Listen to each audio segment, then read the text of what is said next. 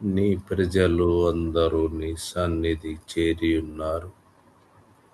నా ప్రభువా, నువ్వు మాట్లాడు దేవుడవు. అవును తండ్రి, ప్రతి ఒక్క హృదయాన్ని నీవు పరిశీలించగలవాడు. నాయన, ఇక్కడున్న ప్రతి మనిషి నీ వారి హృదయాలను పరిశీలించుచున్నందుకు నీకు వందనాలు. మీ కృతజ్ఞత, స్తుతి, స్తోత్రములు చెల్లిస్తున్నాను.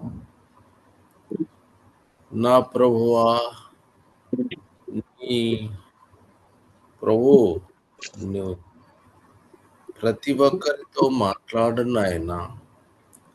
నీ వెలుగును వారికి ప్రకాశింపచేయుము. అవును మా ప్రభువా, దేదీప్యమానమైన వెలుగును పొందుకోవాలి, కానీ ఇదిగో అలాంటి వెలుగు మాత్రం వద్దు. అది సాతాను సంబంధించినటువంటి వెలుగు. అది అవసరం లేదు. అది సేవకులందరూ తెలుసుకోవాలి. నేను కూడా వెలుగు పొందాను అనొచ్చు, కానీ నిజంగా ఎలాంటి వెలుగు కలిగి ఉన్నారు, ఇదా అదా అని తెలుసుకోనవలెను. మనము తప్పు చేయకుండా ఉంటే దేదీప్యమానమైన వెలుగు మనము పొందగలుగుతాము. తప్పు చేస్తే కానీ వెలుగు, ఏ వెలుగు వస్తుంది? లోక సంబంధమైన వెలుగు ఉంటుంది. తప్పు చేసినట్టయితే ఇది తెలుసుకొనవలసిన అవసరం ఉన్నది. ప్రభువా, ఏ విషయములో, ప్రతి విషయములోనూ యేసుక్రీస్తు ప్రభువుని ప్రార్థన చేయు గలవు ఉంటాము. ప్రభువా నాయన, ప్రతి ఒక్కరిని ఆశీర్వది మా ప్రభువా. యేసుక్రీస్తు ప్రభువా, నా తండ్రి, థ్యాంక్ యూ మహోన్నతుడా యేసుక్రీస్తు ప్రభువా. నీవు ఆశీర్వాదము ప్రతి ఒక్కరికి ఇవ్వమని యేసుక్రీస్తు ప్రభు యొక్క నామమున ప్రార్థన చేయుచున్నాను. ఆమేన్. అమ్మా, మీరంతా బాగున్నారా? దేవుని కృపలో ఉన్నాం బ్రదర్. ఆమేన్. సహోదరులారా, మీరందరూ ప్రభు కృప వలన మీరు బాగునే ఉన్నారా? మీరు కూడా దేవుని కృప వలన మీకు ఆశీర్వాదములు అందరికీ కలుగ చేయును గాక. మీకును ఆయన కృప తోడుగా ఉండి ఆశీర్వదించును గాక. ఆమేన్. హల్లెలూయా.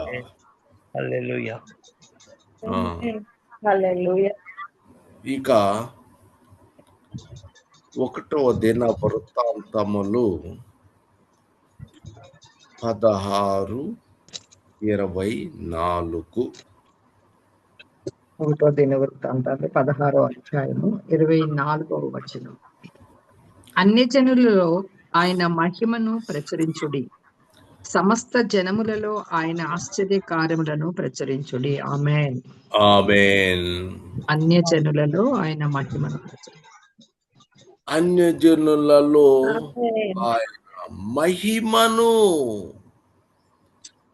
అన్యజనులలో ఆయన మహిమను మహిమను ప్రచురించుడి. ఏం చేయాలి? ప్రకటించాలి. మనము చేస్తున్నామో లేదో, కానీ మనకు తెలిసినంత వరకు, కొంతవరకు అయినా సరే ప్రచురము చేయవలసిన బాధ్యత ఎవరికి? అన్యజనులలో, సమస్త జనములలో ఆయన ఆశ్చర్య కార్యములను ఆశ్చర్యకార్యము ప్రచురించుడి.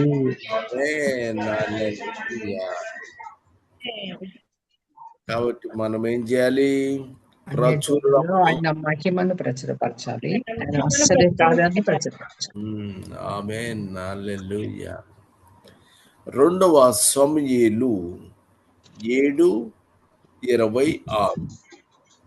7:26. సైన్యములకు అధిపతియగు యెహోవా ఇశ్రాయేలీయులకు దేవుడై ఉన్నాడన్న మాట చేత నీ నామమునకు శాశ్వత మహిమ కలుగునట్లును, నీ దాసుడైన నా కుటుంబము నీ సన్నిధిలో స్థిరపరచబడినట్లును నీవు సెలవిచ్చిన మాట నెరవేర్చుము. ఆమేన్. ఆమేన్. సైన్యములకు అధిపతియగు యెహోవా ఇశ్రాయేలు దేవుడై ఉన్నాడన్నమాట. దేవుడు ఉన్నాడు. ఆమేన్. దేవుడై ఉన్నాడన్న మాట చేత నీ నామానికి శాశ్వత మహిమ కలుగునట్లుగా. కాబట్టి ఇక్కడ సైన్యములకు అధిపతియగు యెహోవా ఇశ్రాయేలులకు దేవుడై ఉన్నాడు. ఆమేన్. ఆయన దేవుడై ఉన్నాడు. కాబట్టి అన్ని జనులలో కూడా మీరు బయలుదేరి ప్రచురించుడి. ఆశ్చర్య కార్యము ప్రకటన చేయుడి.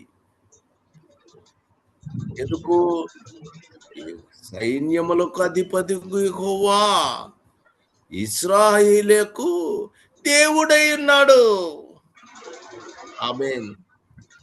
ఆయన దేవుడై ఉన్నాడు, గొప్ప దేవుడై ఉన్నాడు. అన్య జనులలో కూడా నువ్వేం చేయాలి?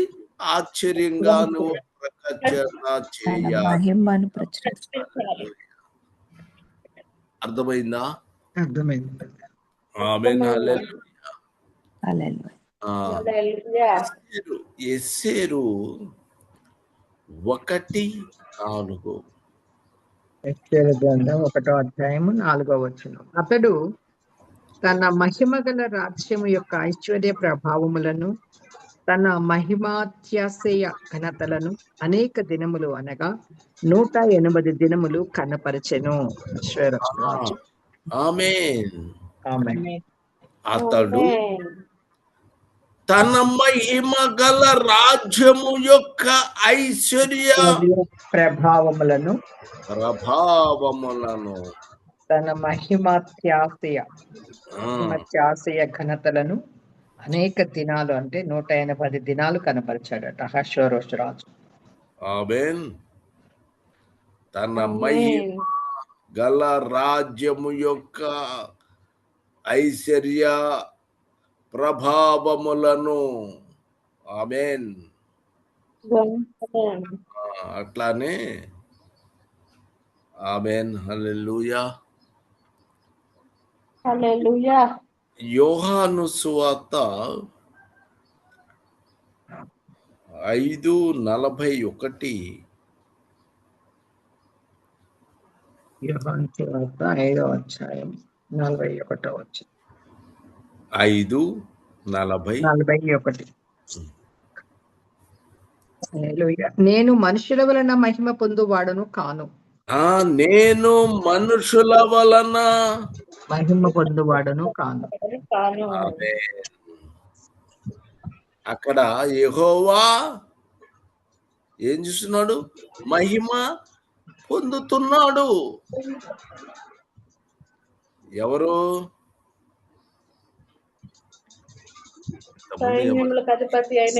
దేవుడు, సైన్యములకు అధిపతి యెహోవా.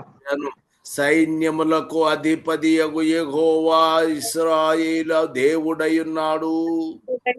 శాశ్వత మహిమ కలుగునట్లుగా ఆయన ఇచ్చిన మాటను నెరవేర్చే దేవుడు.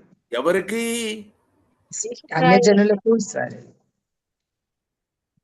సైన్యములకు అధిపతి యెహోవా దేవుడు శాశ్వతము కలిగినటువంటి వాడు, శాశ్వత మహిమ కలిగిన శాశ్వత మహిమ కలిగిన. కాబట్టి అతని గురించి అన్యజనులలో అతని మహిమను ప్రచురపరచుడి. సమస్త జనుల్లో కూడా ఆశ్చర్యకార్యములను ప్రచురము. కానీ యోహాను సువార్తలో ఆయన చెప్తున్నాడు, నేను మనుషుల వలన మహిమ పొందువాడను కాను. దానిని ప్లస్ దీనిని రెండు కలిపి చూస్తే మనకేమర్థమవుతుంది? నేను మనుషుల వలన మహిమ పొందువాడను కాను. 42వ వచనము, నేను మిమ్మును ఎరుగుదును, దేవుని ప్రేమ ఎరుగుదును, దేవుని ప్రేమ మీలో లేదు. ఆమేన్. దగ్గర మహిమ పొందనిది ఎవరిగా? వాళ్ళు దేవుని ప్రేమ లేనటువంటి వారు. అట్లాంటి వాళ్ళు దేవుని మహిమ పరచిన వేస్ట్. ఆమేన్. అర్థమైందా? మీరు అర్థం చేసుకున్నారు? అర్థమైందా? మహిమల మనుషుల వలన మహిమ పొందువాడను కాను. నేను మిమ్మల్ని ఎరుగుదును, మీలో దేవుని ప్రేమ లేదు. ప్రేమ మీలో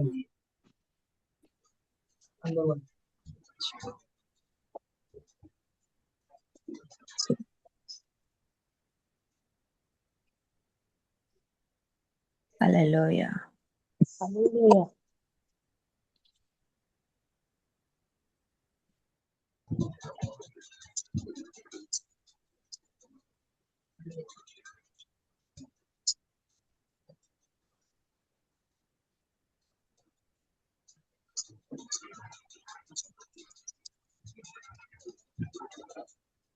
ఆమేన్.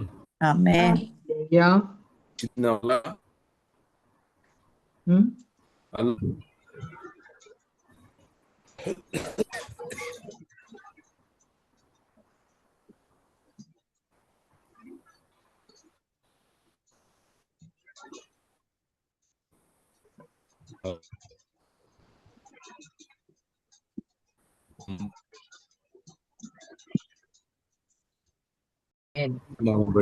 నలభై 43.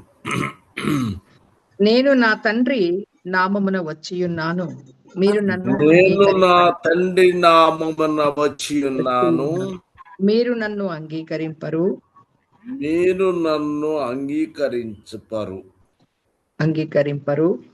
మరి ఒకడు నా నామమున వచ్చిన పక్షమున వానిని అంగీకరింతురు. మరి ఒకడు తన నామమున వచ్చిన ఎడల వానిని అంగీకరింతురు. వచ్చిన పక్షమున వానిని అంగీకరింతురు. ఆమేన్. ఎవరు మరి ఇంకొక అతను ఎవరు? దుష్టుడు కాదమ్మా, తప్పు. మరి ఒకడు తన నామమున వచ్చిన ఎడల అంగీకరింతురు. అంటే ఎవరు? బహుశా నేను అనుకుంటున్నా ఎవరు? క్రీస్తు విరోధి. అదే అర్థమైందా? అర్థమైంది. ఇంకా తిరిగాలోడు కాస్త జాగ్రత్తగా చూసుకుంటే మహమ్మద్ ప్రవక్త. ఇంకా కొంచెం లోతుగా వెళ్తే మీకు క్లియర్ గా అర్థమవుతుంది. కాబట్టి యేసు ప్రభు ముందు, తర్వాత వచ్చినాడు ఎవరు? ఈడు తర్వాత వచ్చాడు. ఆమేన్. అంత లోతుగా ఇప్పుడు నేను తీసుకెళ్ళను. ఆమేన్. కాబట్టి నేను మనుషుల వలన మహిమ పొందువాడను కాను, నేను మనుషులను ఎరుగుదును. దేవుని ప్రేమ మీలో లేదు. యాక్చువల్ గా వాళ్ళందరినీ కూడా యేసు ఎరుగును. వాళ్ళు అనుకుంటారు, అరే మాకు ఈయన మమ్మల్ని ఎరుగునా? అవును, ఆమేన్. సర్వము ఎరుగును. నేను నీ నామం యేసు ప్రభు వచ్చిన్నాడు. మనం చదువుకుంటున్నాం నామములో వచ్చిన్నాడు. ఇందాక ఆయన తండ్రి అయిన దేవుడు, లేకపోతే ప్రభు అయిన యేసు యెహోవా.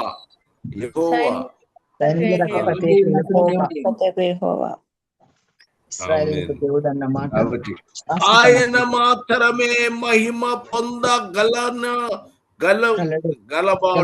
ఆమేన్. మహిమ గలవాడు. ఆయన మాత్రమే మహిమ గలవాడు. ఆమేన్. హల్లెలూయా. యోహాను 7:18. యోహాను సువార్త 7వ అధ్యాయం 18వ వచనం. తనంతట తానే బోధించువాడు స్వకీయ